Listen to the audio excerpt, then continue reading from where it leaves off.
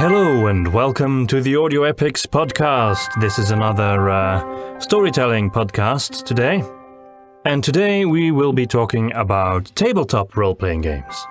After last week's episode, we received another email from Catherine Borden, who told us that she liked the episode and she agreed with our general points that we were making about storytelling in video games. But she also mentioned that there are some very interesting indie games out there, from independent developers, which do actually tell an emotional story, which do manage to do that by using completely different sorts of mechanics, leaving out all of the typical killing and looting that you get in most games, and actually putting the player at the center of an interactive storytelling experience that you could never have in a book or in a film. So I thought that was very interesting. Thank you, Catherine, for telling us about that.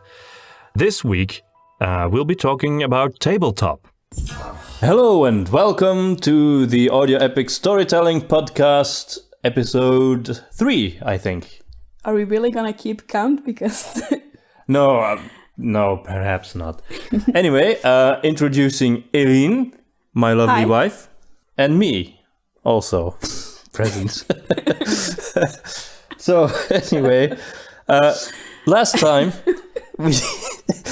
we were talking about... And my ever-lovely husband. Last time we were talking about storytelling in video games. And to sort of continue on last week's theme, this week we're talking about storytelling in role-playing games, tabletop role-playing games. And if you don't know what those are, go away. Because that's something entirely different from RPGs online.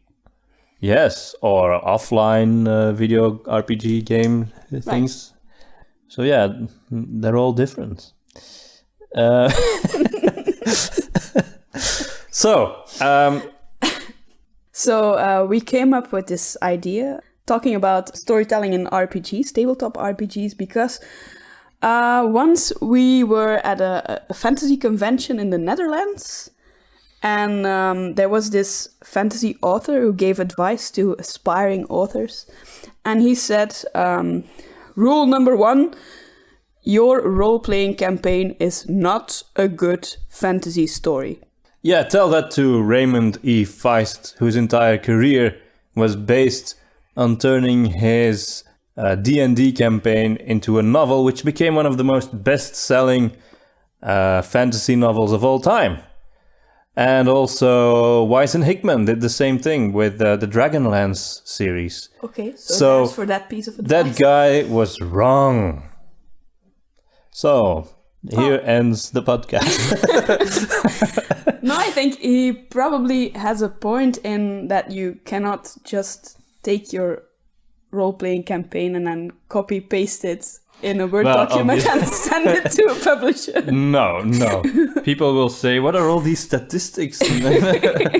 No. He rolled 1 d6 and the monster did 2.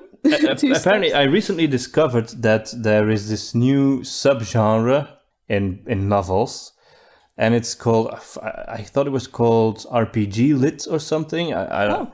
And what it really is a game told as a novel. So it's a fantasy story, but the book really describes how the character levels up and the kind of equipment that he chooses. Then we're saved. You can simply just upload all your former D&D campaigns and then make them into audio dramas, and we have 10 years of audio drama covered. Yeah, good point. But no, I haven't read or listened to that kind of stuff. I find it hard to imagine that it would really be any good. But it can't be very immersive, right? Well, apparently that's the idea, to make it immersive. I think there's an element of humor to it as well. Are they actually mentioning the dice? That I don't know. I all I know is they mention leveling up and experience and loot and the whole thing. Yeah. Okay. And the wizard leveled up. Yeah.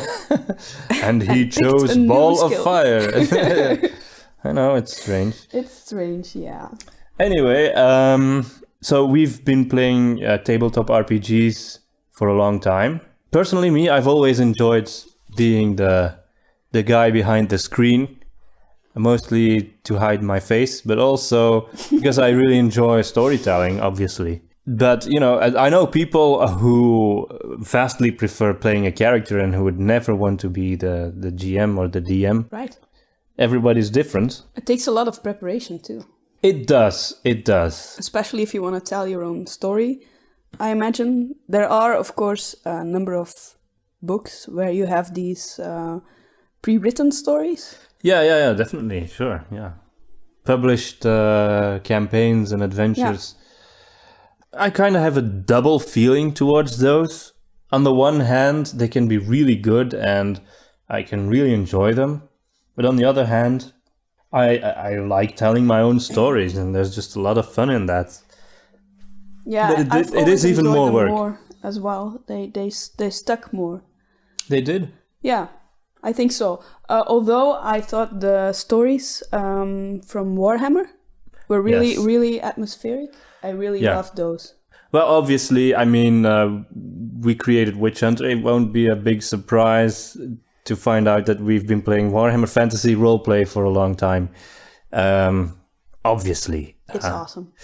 Yeah, and I've got the Enemy Within campaign, which everybody says is like the best campaign ever made, but we haven't played it yet. But after that, we played Dungeons and Dragons for a while, and those were all stories that we sort of came up with ourselves.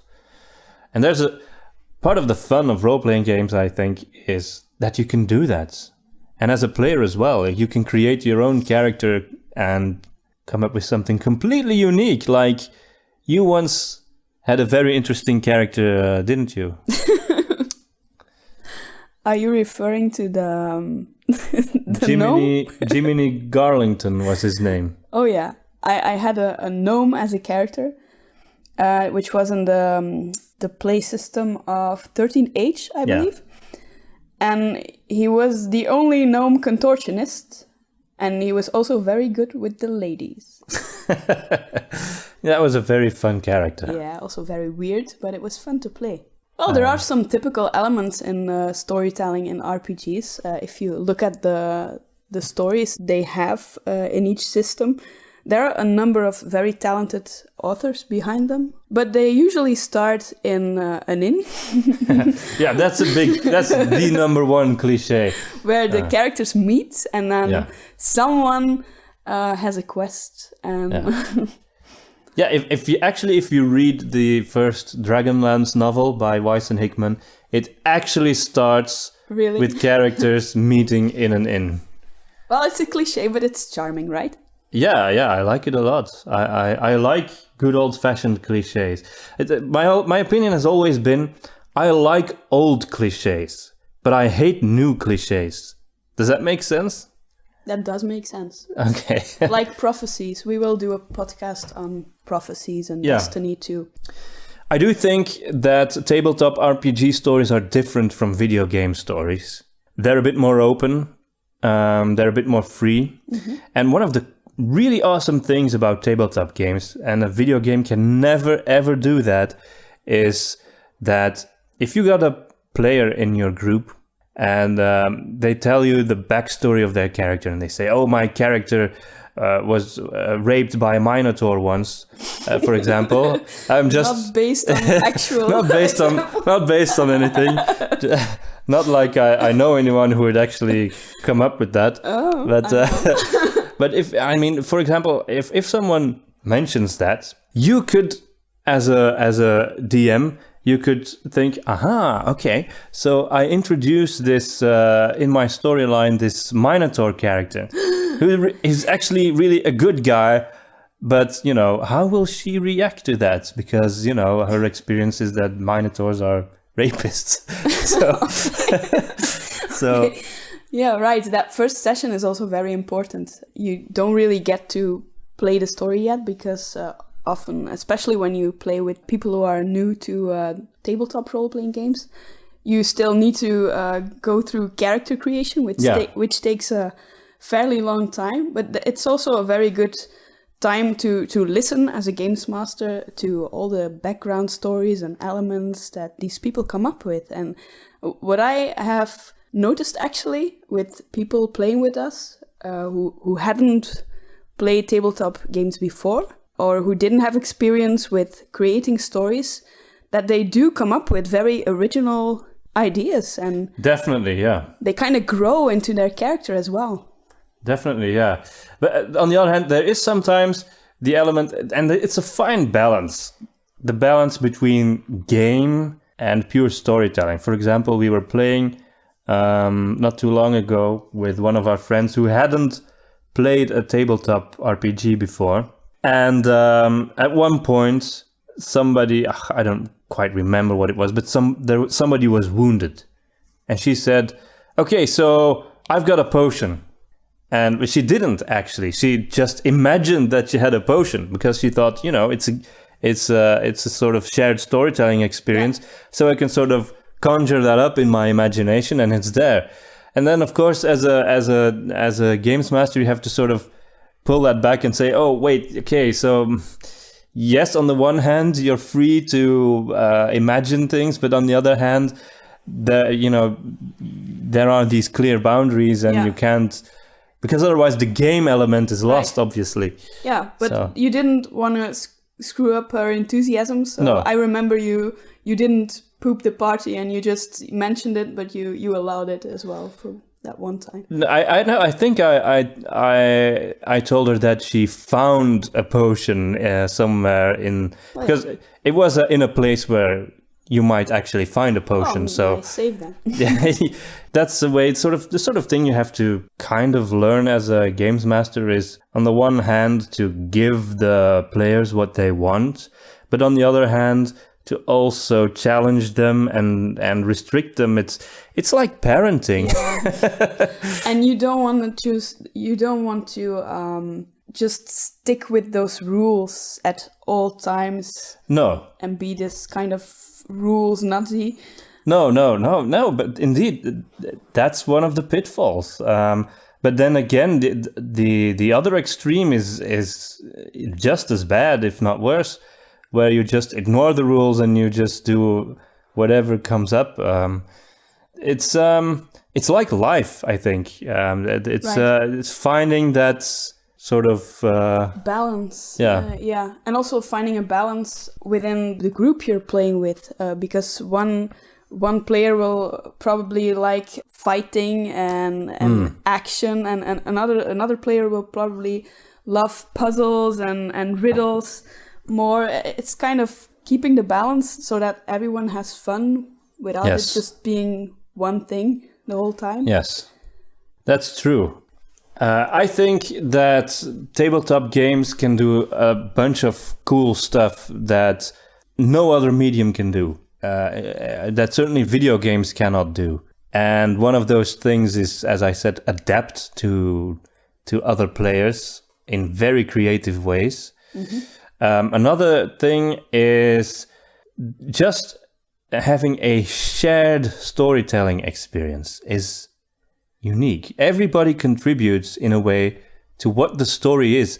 Everybody imagines in their heads simultaneously what is happening and contributes to it. Like I said before, it's in tabletop roleplay, it's less about immersion. Of course, I don't mean like that immersion is not important. It's more like it's a different kind of immersion. Yeah. That you have in role-playing games. Video games, I prefer to be this lone explorer and then really be in the atmosphere and experience everything firsthand. In the role-playing game, it's about cooperating, telling the story together, experiencing it together, and it's also something you remember afterwards. I think you all have this shared experience. I very often, when we've played a role-playing game, I will remember the story, I will remember scenes from it afterwards as if it was a movie that I saw. Right. Yeah. You've got that too? Yeah. Yeah, and actually, very often it's more memorable than a book, I think. True. It sticks with you more somehow because you were there in a way. Yeah, it's just, I think it's something really magical, and I love the fact that you don't need any technology for it. You just need some paper, some dice, maybe some figurines. Yeah. And, That's a bit of the downside of using figurines. How I really love playing with them. And I think they have contributed to a lot of stories that we've played in the past. But the ones that I really imagine like if they were a movie, those were without the backgrounds and the figurines. They That's were more true. like freestyle role-playing games. The same is true for me. I think the figurines are good for fighting scenes that are more like a game, where it's more about... Yeah. Which cool ability should I use now, etc.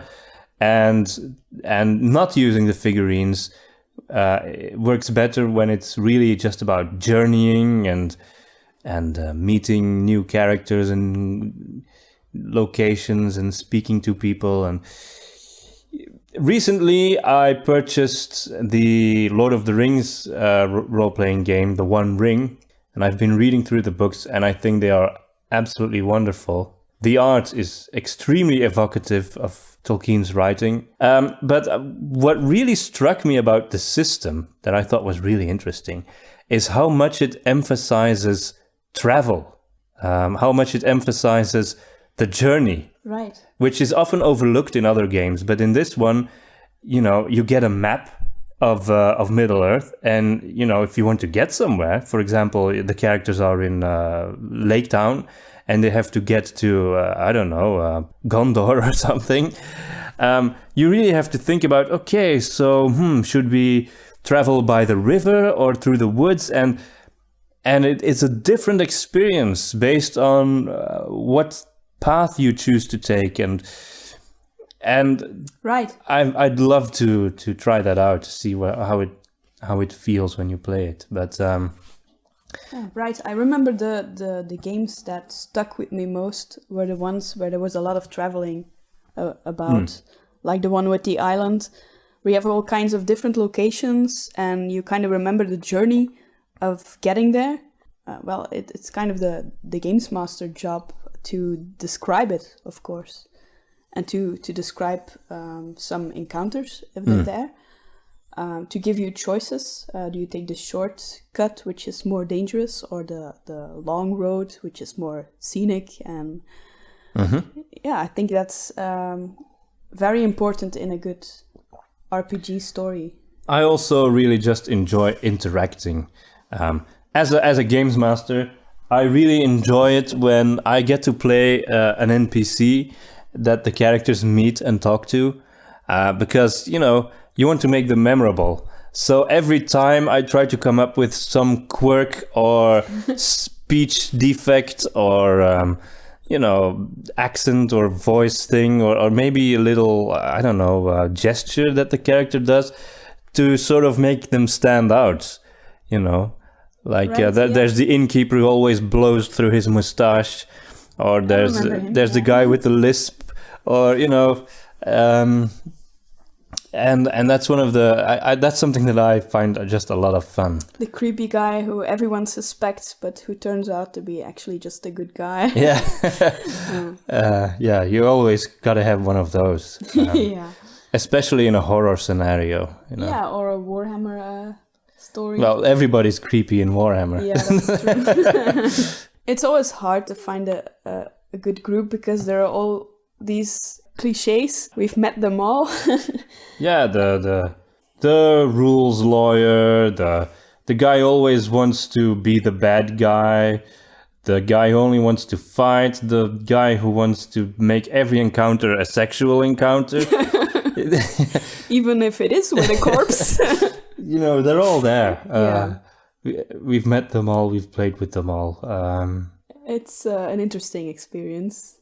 And I'm probably a stereotype myself. I don't know which one, but the thing with RPGs is it's potentially the most awesome type of game you could ever play, but you need to play it with the right people. And that is difficult. Yeah, and you also have to get into it, give it a chance, because there are lots of people who haven't played it before, and they really need to defrost a bit. It's kind of awkward the first time. That's true. Yeah. Not everyone is into really acting or role playing their characters, and I understand that, and you shouldn't push them as well. Yeah, no, I agree. When I say the right people, I don't mean you have to be worthy to participate or something. That's not what I meant. It's about getting the right players in the same party in the right system. And that's hard because it's so many elements that you have to reckon with that it becomes difficult. Okay, let's talk about RPG tabletop cliches that work. Yeah. According to you. Well, yeah, because I think in a tabletop game, cliches are they are there to be used. Do not avoid cliches, because I know, really. Yeah, I was thinking about an example when we had this role-playing session when someone was dungeon master, I think. Was it D&D? It could be. I don't know what you're going to say. And he really tried to be inventive, but the story turned out to be really, really weird.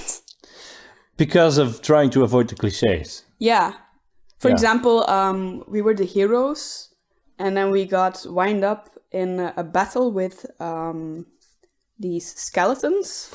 Oh, right. Which were minions. So whatever you did, they died, but they immediately resurrected. Yeah, but that's not just avoiding, that's also just misuse of rules. Yeah, I think what I wanted to say is rules are important. You don't have to be a rules Nazi, but if you, lots of guys who are into role-playing games and want to be dungeon masters, they have something like, it's more like actual guidelines. I'm gonna make my own set of rules. And then you end up with things like that. And then we didn't really have fun during the battle because, you killed skeletons, they just resurrected. And then in the end, an NPC character by the dungeon master landed on a dragon and saved everyone. And then we got rewarded as heroes for being a hero while we didn't do anything. We looked at each other and we were like, we didn't do anything. Yeah. Well, I think there are several problems with that scenario. For one thing, I think if you just ignore rules and completely throw them out and do something completely different than what the rule book says, it's kind of like having a table and you say, I don't need this leg. Right. So I'm just going to saw it off. The whole table will collapse. The whole game collapses if you just ignore rules. I mean, small rules, okay, but I mean, like the entire way the combat works, you just completely chuck that out, and I think that the whole feel of risk and adventure and reward, etc., it just completely collapses. There's a reason why they're there. Yeah. And you should respect them. And I think that's the difficulty of of creating a good role-playing game, is reckoning with those rules and still managing to make a story that's fun and personal and engaging. But you always have to reckon with those rules. It's kind of a limitation you have, but limitations often just make you more creative because you have to solve problems that way. I agree. And the other problem with what that guy was doing, was that the real hero was an NPC. He was the real hero. We weren't. We were just there to enjoy the show. And then it becomes a one-man show with the DM as the main character, and that's just that's, I think, breaking a cardinal rule of what role-playing games are about. And I remember that as a player... The players are the heroes. As a player, he always tended to do the exact opposite from the rest of the group. He always wandered off on his own, and he came up with these ideas like, hey, DM, wouldn't it be cool if I turned out to be an ally of the bad guy? Something like that. I think it's important when you play tabletop roleplay that the story is about having a goal together. Yes. And working towards that goal together. If you have people who want to be the center of the game and have this separate quest and wander off from the group, that takes away the fun for the other players. Yeah, I think it's just one of those types of player, the one who always wants, one of those cliches, the player who always wants all the attention. It's a real thing. They exist, and how do you deal with that? Well, you give them some attention, but you make sure they don't hog all the attention. Right. That's the cool thing about role-playing games, is that you experience a story together, and if they're villains, they're outside of the party. But as a party, you work together.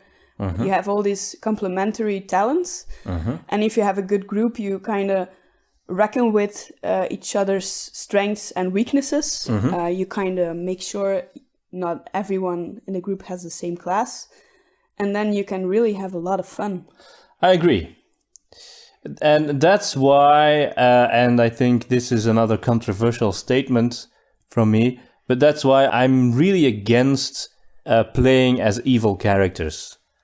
I know that D&D allows for, playing as an evil character, but I really don't believe that really works. In Star Wars I think actually they should just cut it out of the game. Star Wars, actually, no. In Star Wars, if you become a Sith? If you become evil, you lose your character. Okay. You get punished for being evil. Especially if you play as a Jedi, you are at extra risk of that. And I know also in the One Ring role playing game, also you're always expected to be the hero, to be the good guy. Yeah. And good guy. There are Luke Skywalkers and there are Han Solos.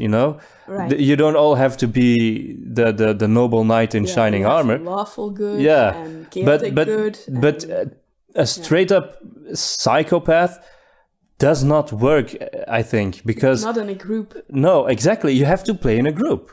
Yeah. You are a group and you set out to achieve certain things. You meet people along the way, usually helpless NPCs. They want your help. If you play as pure bad guys, what are you going to do? Just burn every village, and it becomes very boring very quickly. And that's why an tabletop RPG story is often very simple, again, because you have this common villain or common goal. Therefore, probably the guy argued that a role-playing game is not a good novel, because nowadays a fantasy novel should have all these interesting original twists and stuff, and have these morally gray characters instead of just good and evil. But yeah, I think it does work. Sometimes I just think it depends on what kind of fantasy story do you want to read. I think people nowadays still very much enjoy The Lord of the Rings, which is not about cliche characters, but it's still about good versus evil very clearly. Yeah, but The Lord of the Rings is not about flawless good characters against pure evil. It's not that. That's not what The Lord of the Rings is. It's actually, I think The Lord of the Rings represents moral reality. It's about flawed characters who are trying to do the right thing. True. Facing an evil that is really just moral emptiness. It's just a lack of anything creative and positive. That's what the Nazgul are. They don't have an essence. And in a way, tabletop roleplay is about that as well, because you have these heroes, but they are complementary. They have different talents and vices. In 13th Age, you actually had a vice. You had to pick a vice. and one unique thing, something that no one else on the planet or world in that world could do. And I think that's interesting because you don't have these flawless good characters, but you have these very round characters who cooperate, and one will be better at diplomacy and the other one will really suck at it and just wave his axe around all the time. Yeah, exactly. But sometimes you really need that guy. Yeah.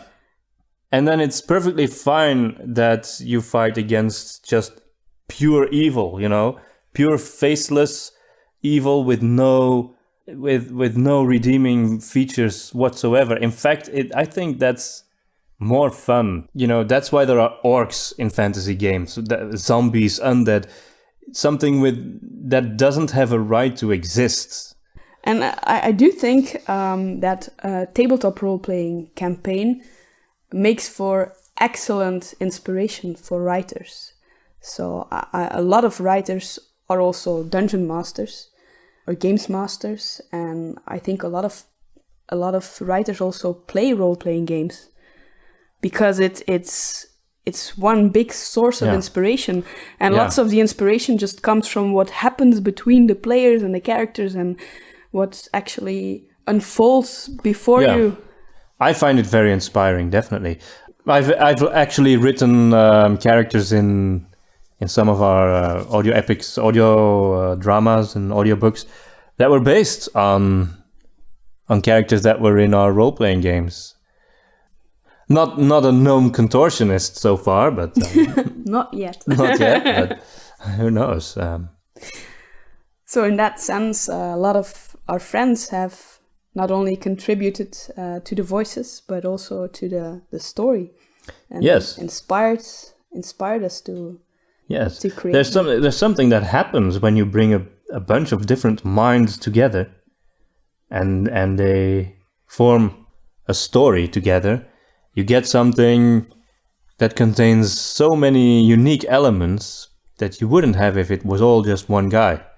But then again, you do need this one guy to sort of be the referee and rein it all in, or girl, I mean. Like you need a guy to manage or moderate meetings as well.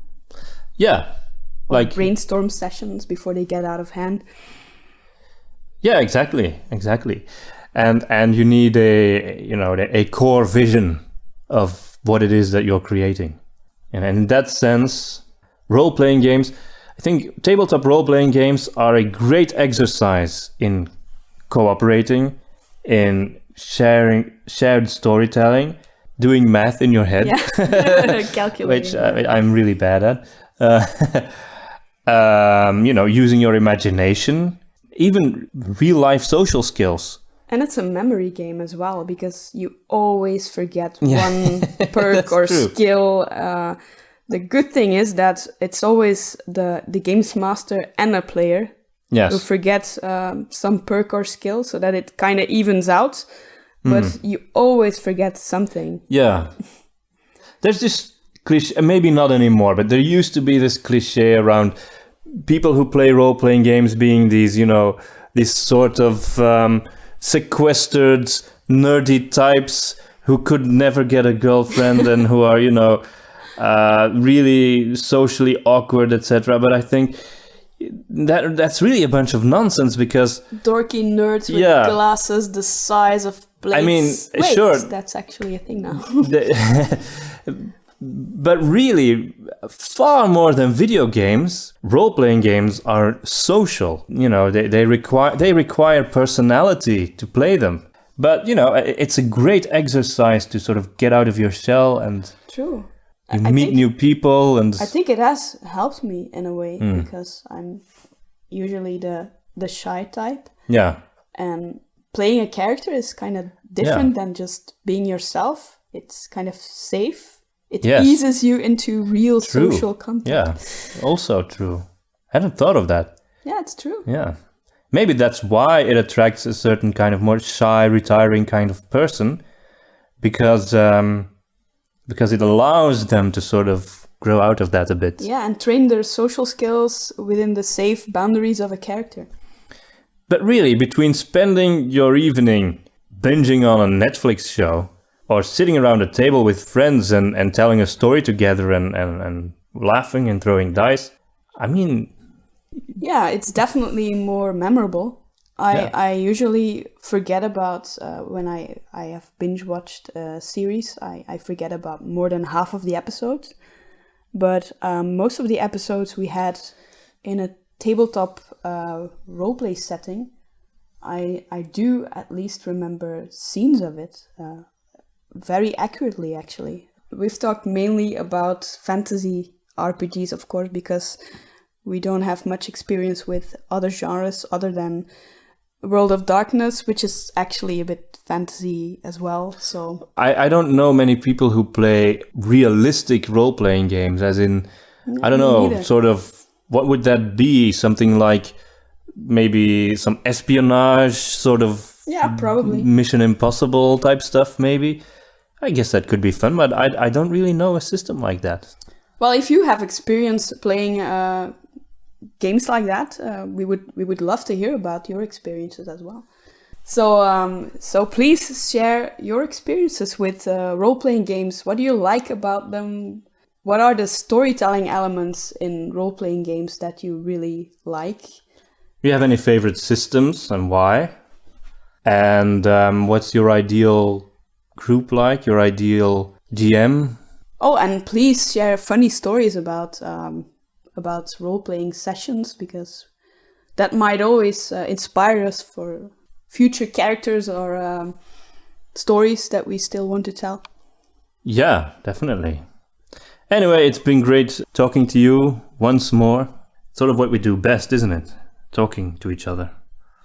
So that's kind of our deal. Yeah, it's kind of our deal. Okay, so thanks for listening, and we'll be back next week. Right, bye. So that was our discussion for this week. Next week's episode will be about children's TV shows. That's right. It's something completely different. But it was an interesting talk, because we discussed some of the crazy things that you see in TV shows for children. If you are watching this or listening to this on YouTube, please subscribe, like, comment, all of that is good. And of course, you can find our own audio dramas, our own stories on audio-epics.com. There is also the Audio Epics Facebook page, and we are also present on Twitter. Talk to you next week.